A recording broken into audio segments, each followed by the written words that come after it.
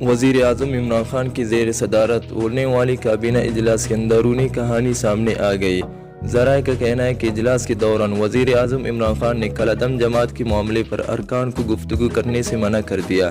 اجلاس کے دوران وزیر اعظم کا کہنا تھا کہ یہ حساس معاملہ ہے، اسٹیئرنگ کمپنی بناتی ہے اور وہی تمام معاملات دیکھے گی۔ وزیر اعظم نے کہا کہ معاملات خوش اسلوبی سے حل ہو رہے ہیں۔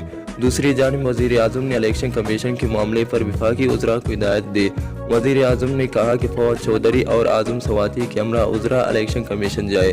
وزیر اعظم نے تمام وزراء کو یک زبان ہونے کی بھی ہدایت دی۔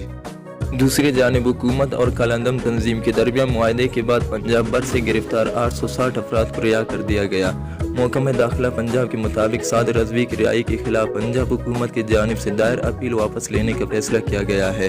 محکمہ داخلہ پنجاب کا کہنا ہے کہ جن افراد کے خلاف کیسز نہیں تھے انہیں رہا کر دیا گیا ہے اور جن افراد کے خلاف کیسز ہیں ان کو رہا نہیں کیا جا رہا۔